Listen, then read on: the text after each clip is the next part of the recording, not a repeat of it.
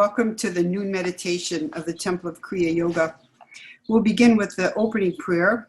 This one being a slight variation on the usual prayer, but it's a direct quote from Goswami Kriyananda's book, The Spiritual Science of Kriya Yoga. O infinite Lord of the universe, who has a million forms, a million names, and a million faces. O wisdom that is one, but men make many. I touch the hearts, minds, and souls of all, enlivening each petal and each cell of our being, filling us with joy, love, bliss, harmony, happiness, equanimity, and wisdom, which is enlightenment. Bring into our lives that which we need, surely, swiftly, and most harmoniously. Om Shanti, Shanti, Shanti. Shanti, of course, meaning peace. And God knows we need more peace in the world right now with so many challenging things happening.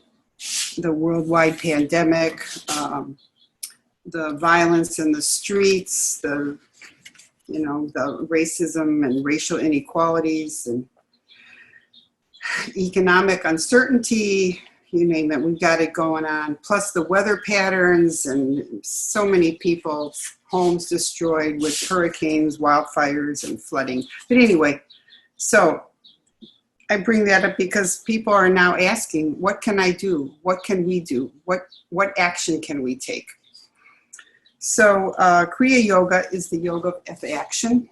And a few weeks ago in Kriyananda's noon meditation, there was, he gave a lecture on Kriya Yoga, and he said that there's two parts to Kriya Yoga, and that is meditation and action. So I'm going to talk about those two things today, about meditation, the phases of meditation, what Kriyananda calls the golden rules of meditation, the impediments to meditation, and how meditation leads us to right action, and along the way to samadhi, which is the highest truth that resides within us. And we'll also do a short practice. So we meditate, we go within to find our dharma. What is our goal? What is our dream? Why are we here? Each one of us has incarnated at this time in this place for a specific reason. And so that's what we want to find out. What is our purpose? What are our talents? What do we like to do? What are we good at? So once we find that out through a meditation, then we start to put it to action. And we form a plan. We have a goal. We take steps. Maybe we change the path a little bit if it's not working out the way we want it to in that way. So it's an evolving path. So Kriyananda talks about the three distinct phases of meditation. These are mindfulness, attentiveness, and wisdom.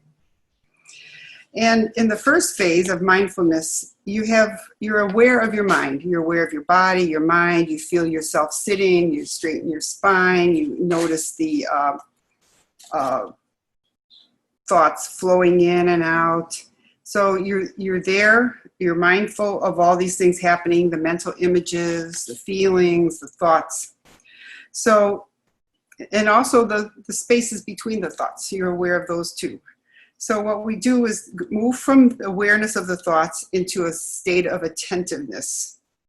And this is also sometimes called one-pointedness. And here we're moving into our technique, our meditation technique, with whether that's watching the breath. It can be object of beauty, where you're focusing on something that brings about a feeling of peace or love or equanimity. Or maybe you're doing the Ishtadevata, focusing on what your sense of the highest reality, the divinity, whatever your higher mind feels that you can focus on to bring you to that higher consciousness. And many people use a Hindu deity, Ganesh, or maybe the Buddha, different beings or Like, for example, I like to focus on light. So I focus at the sun center and I'm trying to visualize light, pinpoint of light toward divinity. So everybody's got something that they can relate to. So that's the second phase of meditation. And so from there, if we're lucky, we go into the wisdom state. And here is where you center, you're centered already, and then you move into the void. You become one with your Ishta. You move into the light. The light moves toward you. So in this phase, the meditator, the active meditation, and the technique merge into one, and you're in a state of oneness, and I'd say merging with what Kriyananda calls the indwelling reality. So that's what we all strive for. I don't get there that often, but I try to get there. And but depending on the day, you know, your mind may be just too scattered and you don't quite get there. You try to get to the attentiveness stage where you're focused. Anyway, so those are the three phases. And then he also talks about the golden rules of meditation, and there's 4 of those. The first one is meditation is an effortless movement of the mind. It is a function to be done without strain of the body or mind. So at first it's a little effortful, but with practice it becomes a little easier. You train the mind. It's all about training the mind to focus. Second rule is in meditation, there needs to be attention to the mind without tension in the mind. 3, it does not matter how often the mind wanders during meditation, but how gently you bring it back to the object. And 4, it does not matter how long you meditate, but how deeply you meditate. So again, on number 3, bringing your mind back to the object of meditation, that's the goal. You want to notice when your mind has wandered quickly and not, you know, go off on a tangent for several minutes and you think, oh yeah, I'm meditating, whoops, and bring it back. So what you do is as soon as you notice, just bring it back. And then it goes again in another direction, bring it back. It could be a trivial thing or it could be a nagging problem you have, but the mind is always wanting to drag you off into thoughts because that's what it's supposed to do. And it's a wonderful mind and it does solve problems. And but when we want to meditate, we want to quiet it down. So now he says gently, gently bring it back to the object. You can do that. I have found in the past before I read this, or well, many years ago when I first started, I would kind of be firm because Kriyananda said that the mind is like a spoiled child, always vying for attention and pulling you this way and that way. And so I thought you should be firm. So I would tell my mind, hey, we're meditating now. Excuse me. I will get back to you later.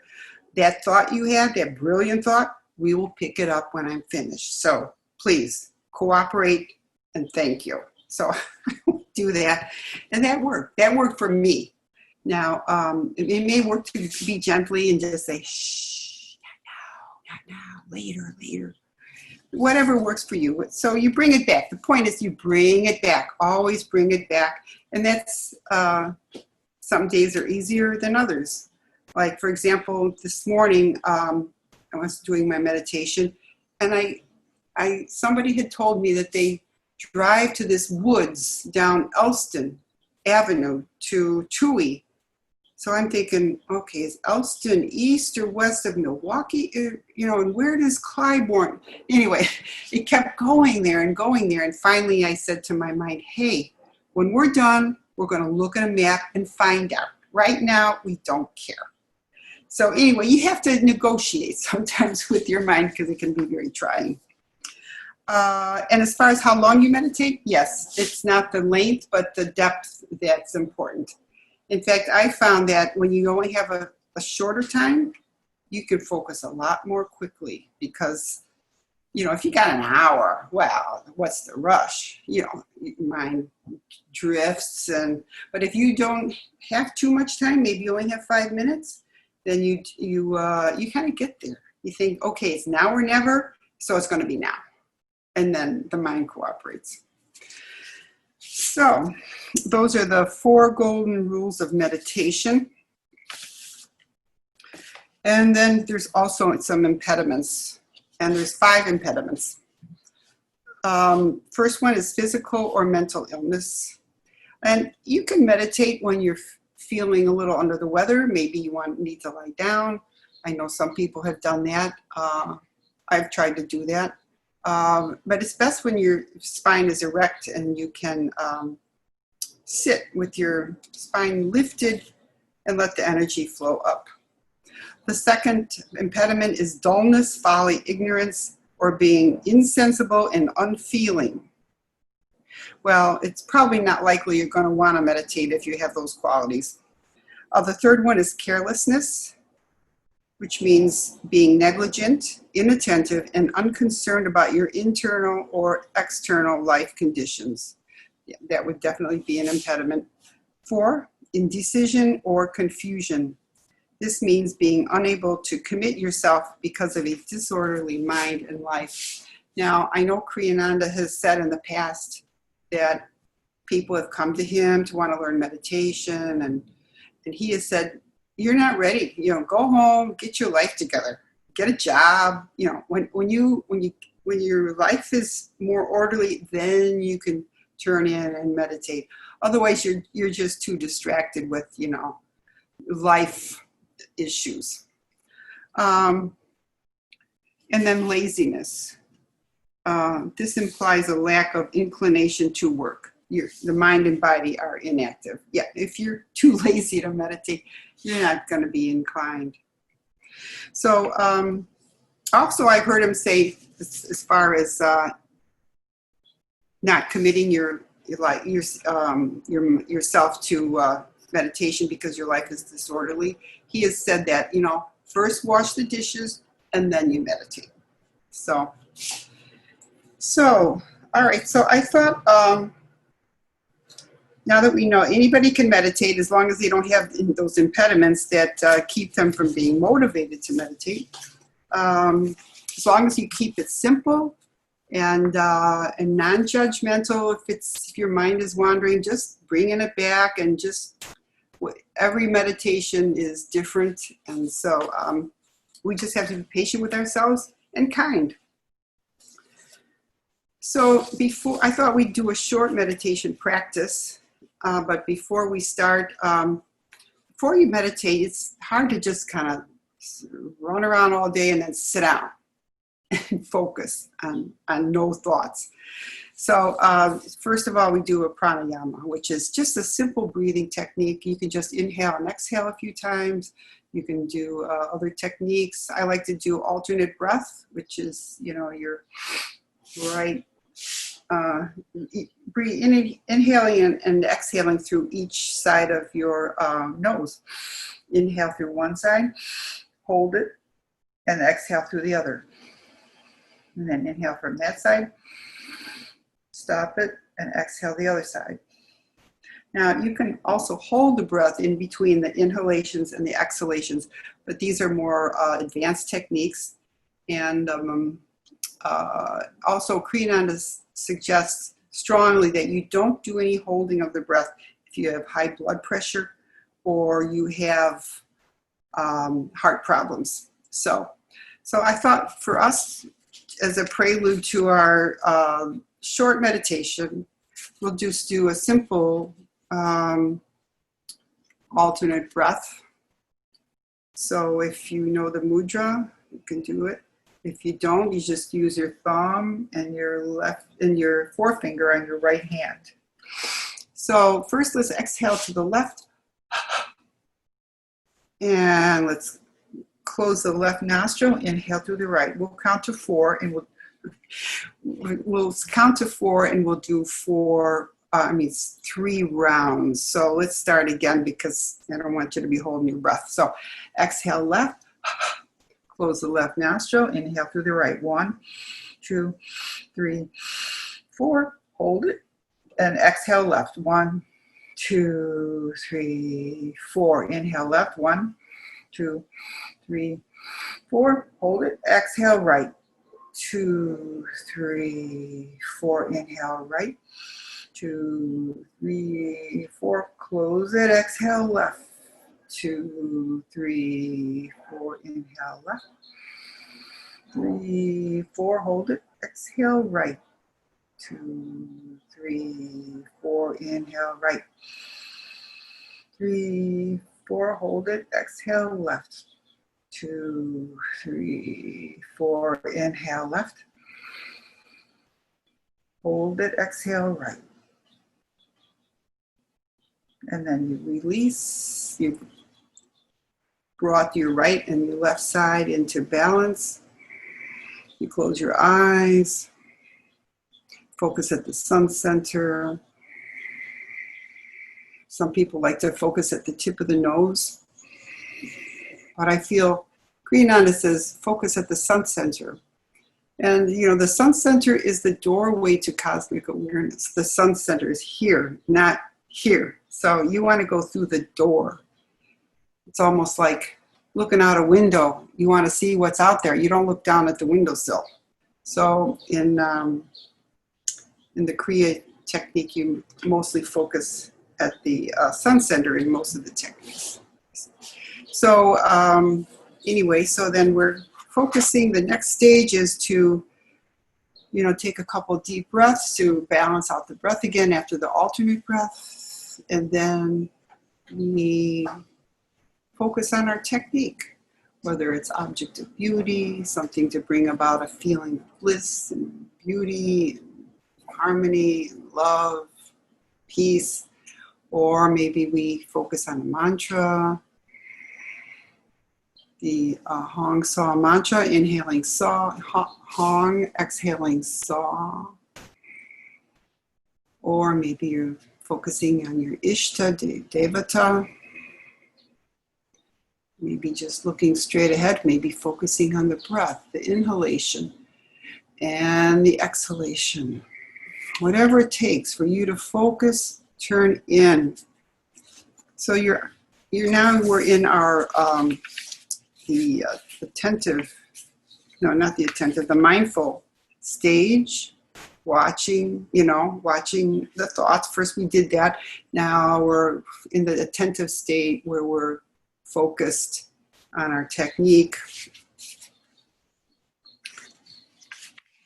And we're moving into some spaces between the thoughts. Well, hopefully the thoughts are subsiding, but we move into that area or that phase where we're very attentive. And then from here, as soon as a thought comes in and we push it out, we're back to the attentive state. And then we move into the wisdom state. And maybe you get just a little glimpse of that sense of oneness, that all-encompassing,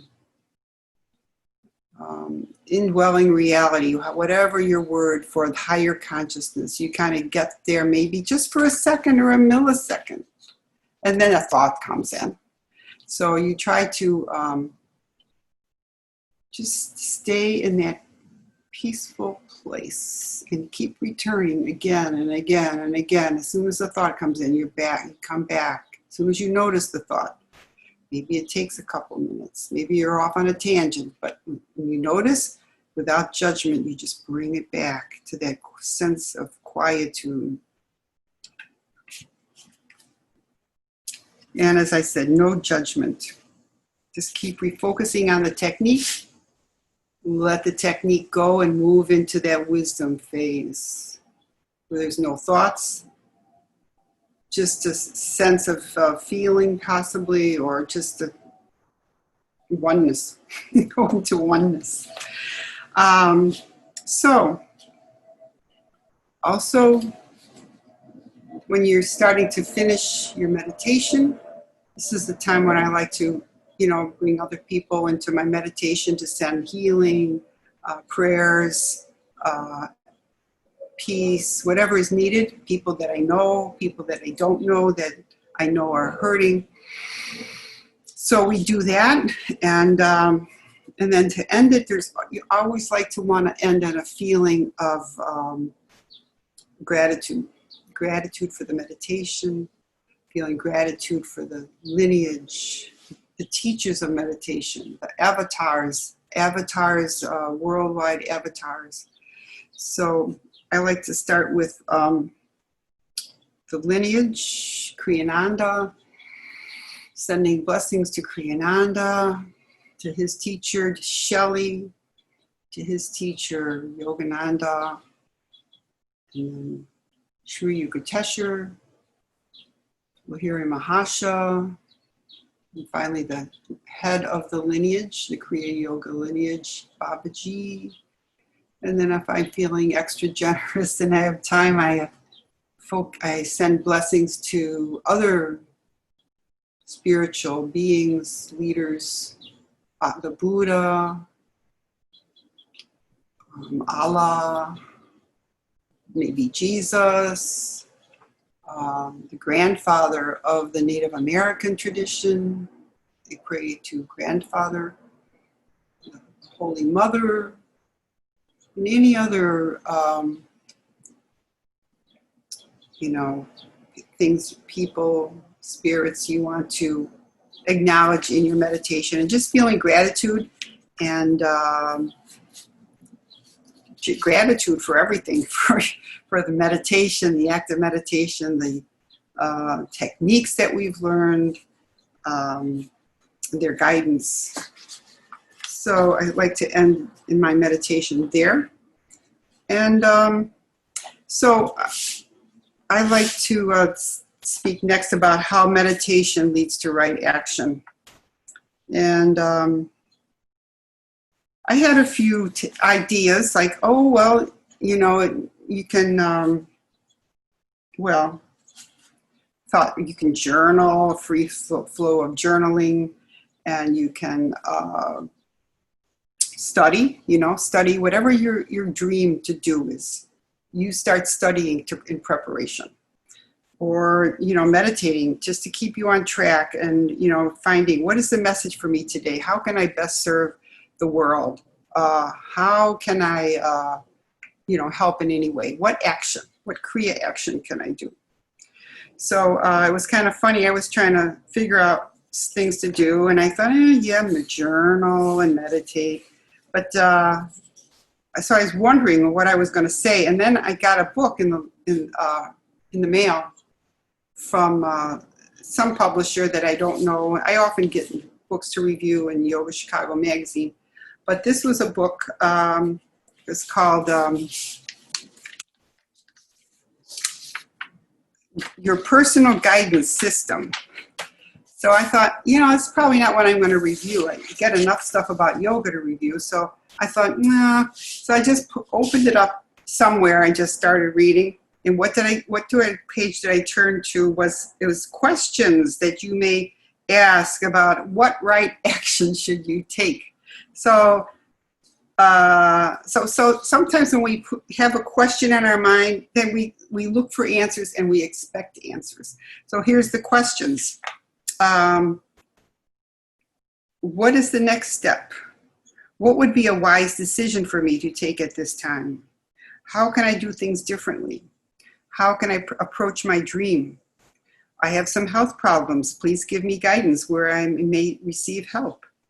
Or I need help in knowing which direction to go. Please help me. So if we're unsure what actions we can or should take, we can just ask, in your meditation, at the end of your meditation, just say you need guidance for this or that. And then you expect answers. And the book also suggests you have to be really wholehearted in asking, because if you don't ask in a wholehearted way, you're going to get a wholehearted answer. So, you're not going to get a wholehearted answer. So anyway, and then you say thank you. You assume the answers will come, and then you say thank you. So you put it out there, you believe answers will come, and then you start to look for clues or symbols, or like this book came to me. I just opened it up. In fact, as I was opening it up, I actually said, well, I'm embarrassed to say, but I actually said, this probably is going to be a useless book for me. But I'll pass it on, and it was very useful. So I thank Joan Spencer, for the author. So those are things you can do to take action, positive action, always positive action, and look for answers. And one other little part I read about this in this book was that if you have a bad, a negative goal, like you want revenge on somebody, you're not going to probably get the answer. So always positive, always for the good of yourself or the world or people you know, and whatever you believe is useful. So to end, I just wanted to say a couple other benefits of the meditation is because the whole purpose is training your mind, to focus. You can take this into any area that of your life. For example, your career. If you're really focused in your job, you're doing a good job.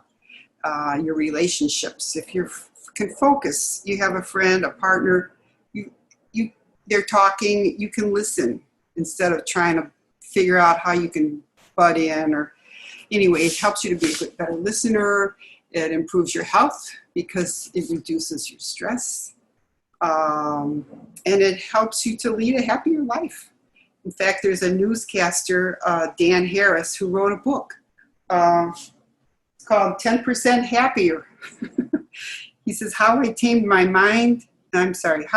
the voice in my head, reduced stress without losing my edge, and found self-help that actually works. 10% happier. So you can count on meditation making you at least 10% happier. And the reason, because you don't sweat the small stuff so much, and you tend to be having more positive thoughts. And the other main thing is that you can choose what you want to think about. People have said, oh, my mind is driving me crazy. Well, if you meditate, you don't have to let it. You can choose what you want to think about, choose positivity, stay in the moment, in the present, without ruminating about the past or worrying about the future. You're here now in the present, and usually that's pretty okay. So finally, I'm going to read a short passage from Yogananda's book, Man's Eternal Quest.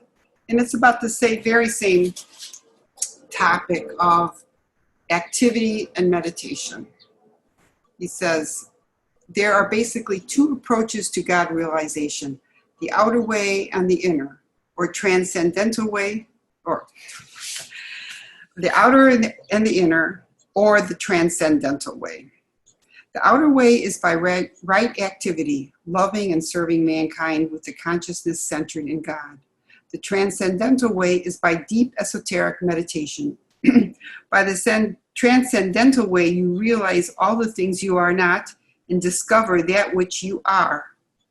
Quote, I am not the breath, I am not the body, neither bones nor flesh. I am not the mind or feeling. I am that which is behind the breath, body, mind, and feeling. When you go before the consciousness of this world, when you go beyond the consciousness of this world, knowing that you are not the body or the mind, and yet aware as never before that you exist, that divine consciousness is what you are. When you go beyond the consciousness of this world, knowing that you are not the body or the mind, yet aware as never before that you exist, that divine consciousness is what you are. You are that in which is rooted everything in the universe. And then he ends with, why not inquire behind the darkness when you choose? Why not inquire Why not inquire behind the darkness when you close your eyes? That is the place to explore. Vast lights and cosmic forces are moving there. And then Kriyananda ends his book, The Spiritual Science of Kriya Yoga, with, and you've heard it many times before from him, seek out your own illumination with greater diligence. So thank you for joining me. Shanti, namaste.